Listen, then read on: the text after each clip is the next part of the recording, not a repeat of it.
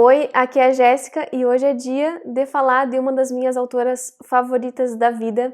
Vai ter muita emoção, vai ter muito sentimento, então se preparem aí, peguem a bebida preferida de vocês, se acomodem bem na cadeira, no sofá, na cama, não sei, para poder aproveitar mais um episódio do quadro Feito por Mulher.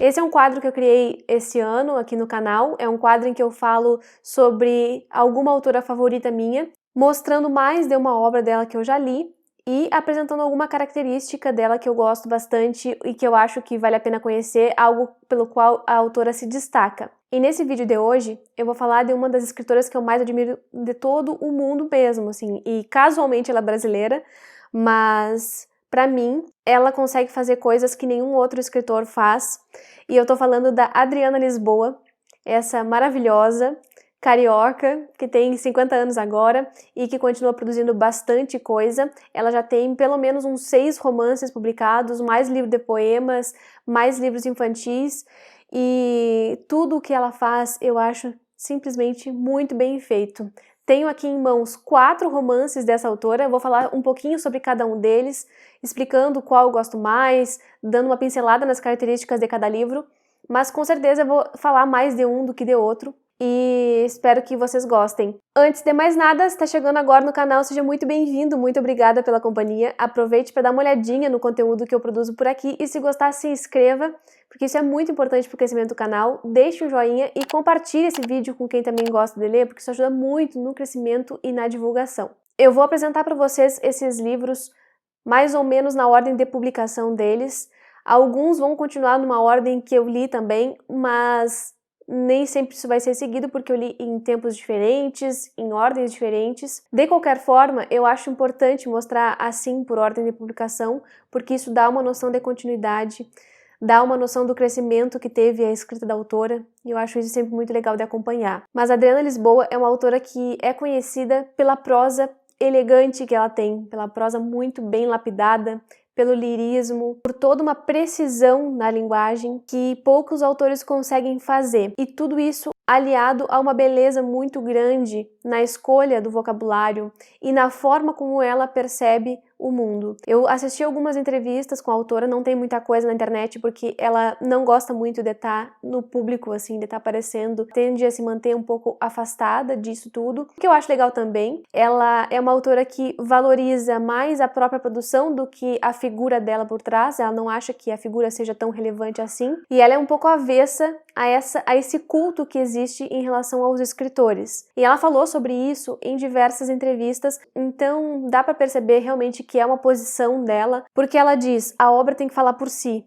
E eu concordo com ela. Devo dizer para vocês que eu concordo com ela, acho que a obra pode falar por si e que a gente tem essa tendência mesmo a supervalorizar a figura do escritor. E eu não acho que o escritor tenha que ser distanciado do leitor, eu acho que ele realmente precisa ter um pouco de contato, mas que não tem que ficar assim também totalmente ligado a isso. Tem que produzir, afinal de contas a gente está consumindo essa literatura que o escritor faz. E enfim, eu gosto muito da figura da Adriana, eu acho ela sensacional, assim, acho o jeito como ela se porta, o que ela fala, as coisas que ela pensa sobre a literatura, sobre a produção literária, são muito parecidas com as coisas que eu penso, e é claro que gera essa identificação, então a minha admiração por ela só vai crescendo à medida que eu conheço mais um pouquinho dela, mais um pouquinho da sua obra. E o que eu gosto da escrita da Adriana é justamente isso, a linguagem e a forma como ela escreve, que não varia muito de um romance para o outro. A gente consegue perceber esse trabalho como algo coeso, como algo que se mantém, ele não fica variando muito, inclusive desde o primeiro romance, né? Isso é muito incrível.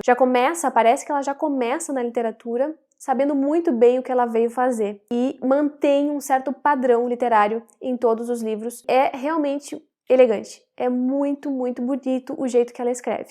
Dito isso, eu vou começar a falar então dos livros para vocês, né, porque é para isso que nós estamos aqui. Se eu me exaltar um pouco, vocês desconsiderem, é que ela é realmente muito, muito maravilhosa para mim, pro meu gosto. E o primeiro livro que eu vou comentar aqui com vocês é o lindo, Sinfonia em Branco.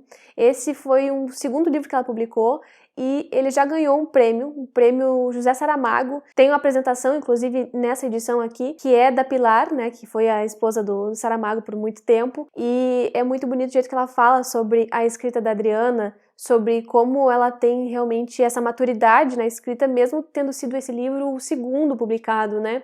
E eu acho que isso tem a ver, talvez, com o momento em que ela começou a escrever, como ela encarou a literatura como um trabalho. Essa é uma das outras características que eu gosto da Adriana. Ela encara a literatura como um ofício, como qualquer outro, como qualquer outra profissão, e não vê algo sagrado ou diferenciado nisso. Ela senta para trabalhar como eu sento para trabalhar também aqui em casa, como vocês também trabalham. Isso é legal de comentar também. Mas o Sinfonia em Branco, apesar de ter sido o primeiro livro publicado e que teve bastante sucesso, é o meu preferido, né? Não é uma obra que eu vejo que se perdeu quando ela publicou outras. Ele continua sendo, para mim, o melhor livro já publicado dela e tem uma delicadeza para falar de um tema tão pesado que eu gosto de ressaltar. Aqui a gente tem a história de duas irmãs que viviam no interior do Rio de Janeiro e tiveram uma infância mais ou menos comum, até que um episódio bem tenso acontece na vida de uma delas e elas vão carregar esse trauma ao longo da vida adulta, né? Embora elas sigam caminhos bem diferentes, uma fica no interior, a outra vai pro Rio e acaba tendo uma vida bem classe média lá, como se fosse um padrãozinho assim de vida, né? Aquela pessoa que casa, mora num lugar bom, tem filhos, tem um casamento estável,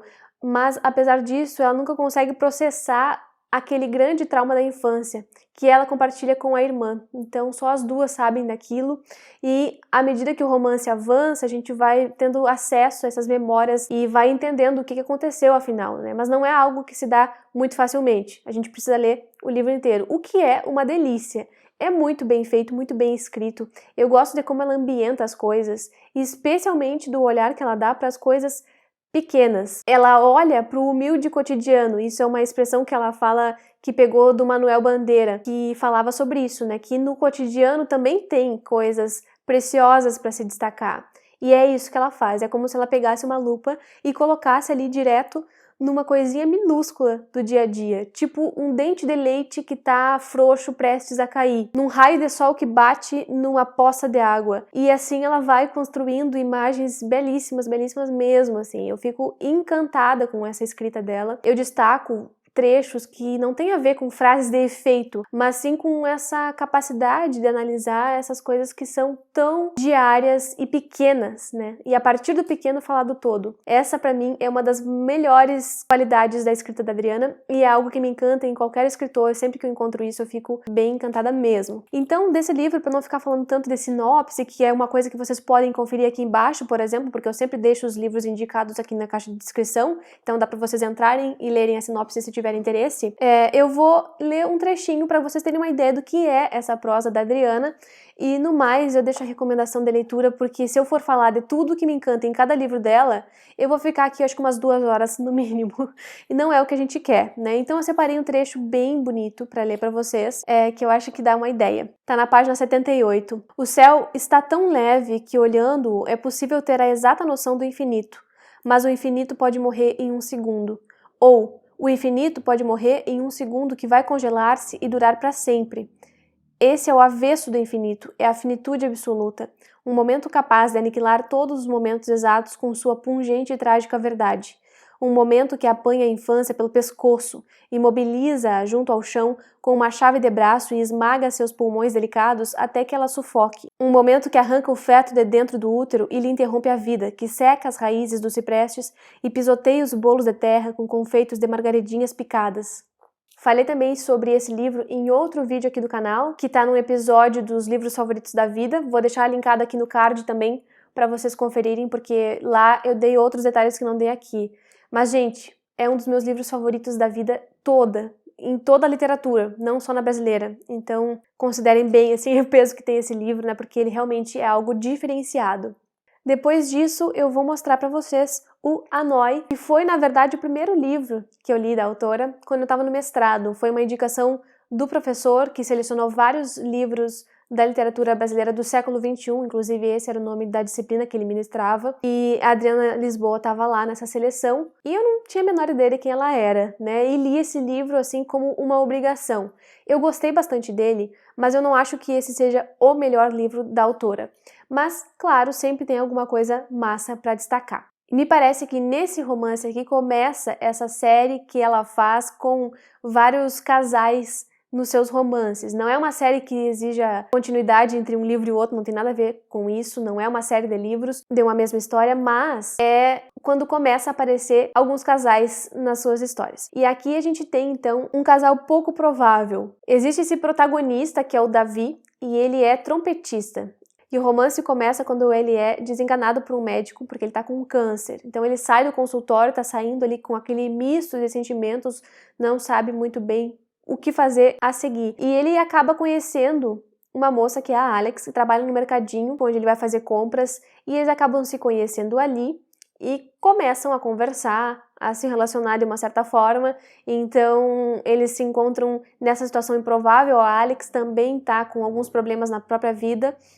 Ela tem um filho já e luta muito para conseguir trabalhar e manter esse filho, mãe solo, né? E mesmo eles tendo uma origem bem diferente, ela é de origem asiática e ele é de origem latina, eles acabam encontrando uma forma de se ajudar ou de se entender, pelo menos, lidar com esses problemas, ainda que cada um com um modo bem diferente de agir. Mas não é só isso, esse romance também tem uma parte que acontece em Hanoi e tem toda essa aura de deslocamento, que é uma coisa que parece perseguir, né, a Adriana. Ela não vive no Brasil há mais de 10 anos, então ela pensa muito sobre isso e aparece em diversos romances essa questão para ela, né? Essa questão da viagem, de sair do seu lugar atual e buscar as origens em outros lugares, e eu gosto bastante da forma como ela faz isso, sempre partindo desse relacionamento dos dois.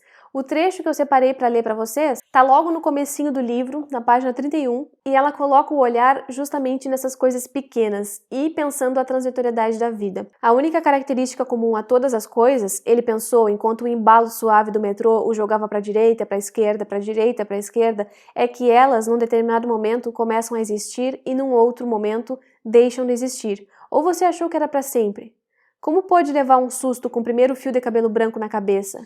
Era pra cá que você vinha quando deu o primeiro passo e viu que o chão era mais duro do que imaginava, quando descobriu fascinado que um dente estava mole e que, empurrando-o com a língua, era possível alojá-lo no espaço da gengiva ali embaixo, quando viu surpreso que começavam a brotar pelos no seu corpo pré-adolescente, que para piorar crescia aos trancos e sem qualquer noção de proporção. Era pra cá que você vinha.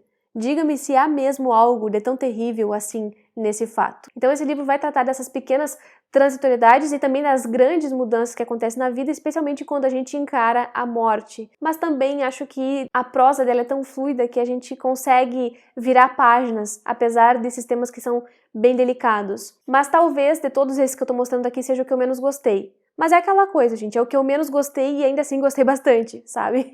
São livros ótimos. E aí, depois, eu li um outro livro que eu acho lindo, já pela capa, mas também que acho a história bem delicada e sensível, é o Hakushinsha. Esse aqui eu li em 2017, e eu lembro que na época eu já tinha canal, mas eu não consegui fazer uma resenha sobre ele, não lembro o motivo, embora eu tenha gostado bastante dessa leitura. Esse é o terceiro livro dela que eu mais gosto, na ordem dos gostos. E aqui a gente tem uma história um pouco diferente, porque vai se passar, na maior parte do tempo, no Japão. Existem dois personagens que se encontram no metrô, aqui no Brasil. Ele de origem japonesa, o Haruki, e ela brasileira, se eu não me engano, não tem uma ascendência asiática nem nada, a Celina, e eles se encontram então num momento bem esquisito, no meio do turbilhão da cidade grande. O Haruki é um desenhista que foi contratado para ilustrar uma obra de um dos poetas mais famosos do Japão, que é o Matsuo Basho, e nisso ele precisa viajar para o Japão. E ele está justamente nesses preparativos aí para viajar quando ele encontra a Celina. E no meio de tanta conversa que eles têm, naquele encontro inesperado, acaba ali começando um relacionamento e ele convida a Celina para ir com ele para o Japão. E ela aceita, porque ela também tem algumas questões e ela acha que nessa viagem ela pode começar a trabalhar essas questões. E então eles viajam juntos, mas ao mesmo tempo eles não estão juntos num relacionamento assim direto, e cada um vai viver como que numa bolha lá no Japão, um revisitando as suas origens da família e também trabalhando na tradução, o outro revisitando os seus traumas, e ali eles vão tentando lidar com tudo isso diante de uma cultura que é bem diferente da que eles estão acostumados no Brasil. Apesar da origem nipônica do Haruki, né, ele é essencialmente brasileiro. e lá no Japão ele vai entrar em contato com outras coisas, assim como a Celina, que vai poder pensar com um certo distanciamento em vários problemas que ela tem na sua vida. E, mais uma vez, a gente tem esse casal aqui que é meio esquisito, um casal que não é um casal romântico, mas que traz muitas questões interessantes pra gente pensar, especialmente sobre identidade, sobre as personalidades, sobre os sentimentos. E para esse livro eu separei um trechinho só, que acho que dá bem uma ideia da pegada da narrativa. Tá na página 39. E assim as coisas continuaram acontecendo entre os dois, em quase sustos. Um grande por acaso, com cacuetes de gestos definitivos. Com o nunca mais se oferecendo o tempo todo. Bastaria dizer, foi um prazer ter te conhecido. Bastaria não trocar telefones nem e-mails e enterrar a casualidade com a cal da sabedoria. Nada poderia ser definitivo. Os encontros duravam 2 horas, ou 2 décadas, ou 2 vezes isso, mas em algum momento necessariamente seria o fim. De todos os grandes amores, de todos os pequenos, de todas as juras, das promessas, de todos os na alegria e na tristeza, de todos os não amores, os desamores, os casamentos para sempre, os rancores para sempre, de todas as paralelas que só se viabilizam na abstração da geometria, de todas as pequenas paixões e de todas as grandes paixões, de tudo que para na antessala da paixão, de todos os vínculos não experimentados, de todos. Eu acho esse trecho lindo, lindo, lindo, lindo, maravilhoso. E, gente, essa capa, né? O que falar dessa capa também? Eu sou uma pessoa que admiro muito uma capa bem feita e esse desenho aqui eu acho maravilhoso e de muito bom gosto. Então, é um livro que eu acho gostoso de ler. Ele tem 2 arcos narrativos, né, basicamente, esse arco do Haruki e o arco da Celina, que quase funcionam de forma independente, mas que tem esses pontos em comum. Então, talvez a gente goste mais de um do que de outro, mais de um personagem do que de outro, mas, de qualquer forma, acho que é um livro bem interessante e ele traz também poemas do Basho, alguns haikais que ele trabalha, afinal de contas o Haruki está trabalhando na ilustração de um livro dele. É claro que esses poemas vão aparecer em determinados momentos, não foi a parte que mais me atraiu, mas de qualquer forma eu gostei de conhecer. Por fim, mas não menos importante, eu vou falar desse que foi a minha leitura mais recente da Adriana Lisboa, que foi Um Beijo de Colombina. Esse livro foi um presente de um inscrito aqui do canal, Samuel, inclusive obrigada Samuel, já falei que eu gostei muito, né, dessa leitura. E, gente, que reencontro agradável eu tive com essa autora a partir dessa leitura. Esse livro foi lido em 3 dias no máximo, eu só não li direto, assim, porque eu não tava com muito tempo pra ler. Foi uma delícia reencontrar essa prosa. O último livro que eu tinha lido da Adriana foi em 2019, né, que foi o Sinfonia em Branco, e fiquei realmente emocionada de ver tudo aquilo que eu tanto gosto na escrita dessa autora aqui reunido nesse livro. Esse livro não é o mais recente dela, mas ainda assim foi gostoso de ler. Ele tem algumas coisas bem datadas, como por exemplo o choque com as tecnologias, porque ele foi escrito acho que em 2001 ou 2003, ou pelo menos publicado em algum desses anos, e aí tem esses primeiros contatos do personagem com o computador, com a escrita no computador, e isso aparece em determinados momentos, mas fora essa pequena marca da época em que ele nasceu, ele pode ser lido como qualquer um caso contemporâneo. Aqui a gente tem a história do João, que é um cara que namorava uma escritora, a Teresa, e namoraram durante 8 meses, só que de repente essa escritora some, sem muitas explicações. Eles vão numa casa de praia em Mangaratiba e ela sai pra nadar e não volta mais. E ele acha aquilo bizarro, mas ela é dada como morta e ele tem que começar a retomar a vida dele a partir daí. Sendo que ele tinha vivido esse relacionamento bem intenso durante esses 8 meses, já morava junto com ela. E ele começa a escrever essa história. Nem sabe muito bem por quê, porque ele não tinha ganas de ser escritor, mas ele escreve. Então ele vai, pega algumas coisas que ela mesma tinha escrito e começa a revisitar tudo isso e gradativamente vai contando memórias desse relacionamento. Não é algo linear, é algo que depende bastante da memória, como em quase todos os livros da Adriana, a memória é uma questão, mas a gente vai tendo acesso a esses acontecimentos e se inteirando da vida desses personagens. E aqui a gente tem esse narrador homem, que me surpreendeu bastante, porque o último livro que eu tinha lido era totalmente feminino, digamos, com uma voz feminina muito forte. E aqui tem um cara, eu achei bem estranho no primeiro momento ver essa voz desse cara, mas acho que ela consegue trabalhar com esse elemento muito bem também. Além de todo esse drama pessoal desse personagem, a gente tem muito do fazer literário nesse livro. Eu não tenho a tendência a gostar muito de metaficção, mas aqui o personagem brinca o tempo todo com isso, porque ele tá pensando sobre escrever um livro, e também tem toda essa questão da personagem, né, que é escritora, e brinca muito com essa questão dos prêmios literários, e de como é a vida real de um escritor, que não é nada glamurosa, né, e ele fala o tempo todo sobre isso. Embora não seja algo que eu goste tanto, acho que aqui fez sentido. Claro que eu tô dizendo isso porque essa é uma autora favorita.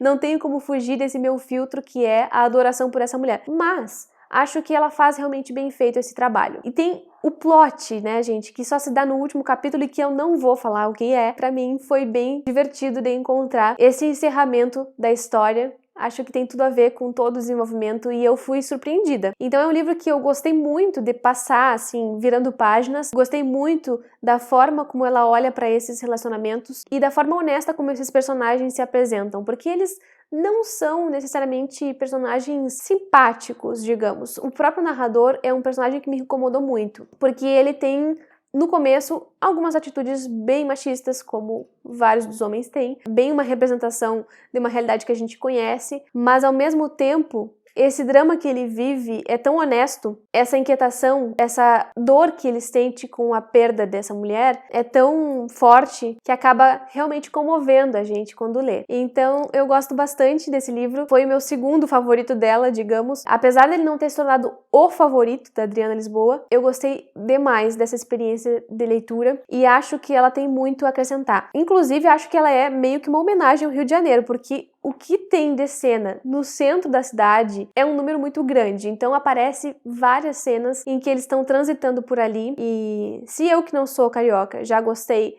de ver a cidade representada, imagino, para os próprios cariocas deve ser bem reconfortante. É um livro que fala muito sobre a escolha das palavras, a escolha exata dessas palavras e o significado que as palavras têm e o impacto que isso tem na gente e como as palavras não dão conta da experiência humana. Por mais que a gente tente classificar e nomear tudo que a gente tem acesso, isso não dá conta da existência, não dá conta do todo, e muitas vezes esse todo nos escapa porque a gente não consegue realmente falar sobre ele. Acho muito bonito isso que ela faz, e ela gosta mesmo de pensar sobre a escrita, né, sobre a palavra, e ela fala sobre isso numa entrevista também. O trabalho dela é muito de achar a palavra certa e enxugar o texto, não deixar o texto tão exacerbado que fique falando e falando e falando por páginas e não diga nada. Então ela consegue fazer, eu acho que ela é uma das autoras que mais consegue fazer isso. Focar na palavra certa e dizer muito com pouco. E é algo que ela busca mesmo, e ela diz que muito disso se deve ao trabalho dela com a língua inglesa, porque ela também é tradutora, né? Então ela aprende muito com o inglês nessa concisão. O trecho que eu vou ler para vocês tá na página 63 e fala o seguinte: lembro-me de ter lido num plástico, na janela de um carro, que o acaso não existe. Acho que existe. Acho que existem também as frestas, os paradoxos, as simultaneidades, alguma coisa que é e não é, que está e não está, as aberturas, os tecidos frouxos. Acho que o grande pensamento do universo faz suas interrogações. Eu mesmo sou essa coisa porosa, cheia de buracos e de vazios. É só. E tudo isso dá a impressão de estar junto e compacto. Eu dou a impressão de existir e de existir autônomo, com nome e tipo sanguíneo. Antes de Teresa, o mundo não tinha esses poros todos, ou se tinha, eu não os enxergava, mas as coisas mudaram tanto. Vai ver, uma guinada do acaso sacudiu com violência demais a minha serenidade em latim. E eu vi. Foi tudo.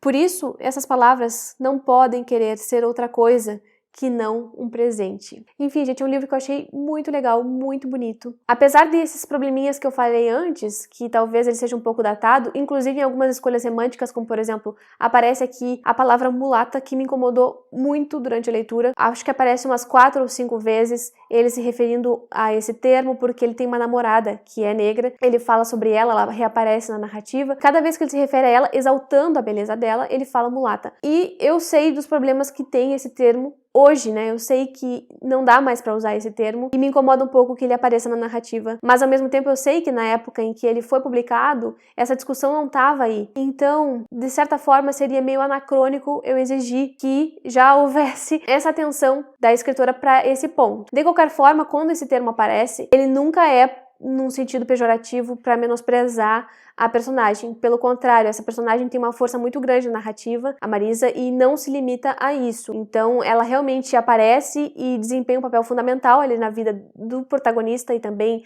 na estruturação do romance, e por isso eu não acho que seja ofensivo nesse caso aqui. Embora, talvez, se eu fosse uma revisora e se eu pudesse dizer isso pra Adriana, eu diria pra ela trocar o termo. Mas, né, gente, detalhes assim que, nesse caso, eu acho que não prejudicam ninguém. Então é isso. Sei que me estendi bastante, mas é porque a ocasião merece mesmo. Esses 4 livros aqui da Adriana eu recomendo muito a leitura. Acho que vocês podem procurar um dos que mais chamam a atenção de vocês, pela sinopse mesmo, embora eu acho que todos valham a pena, mas se vocês tiverem que escolher um só e quiserem se sentir impactados e quiserem ter essa admiração que eu tenho também pela Adriana, peguem o Sinfonia em Branco, porque ele realmente é o mais lindo dos lindos, mas também tem para todos os gostos. Se vocês querem alguma coisa sobre transitoriedade, sobre ser imigrante, sobre as transformações, peguem o Hanoi. Se vocês querem algo sobre o Japão, peguem o Hakushicha.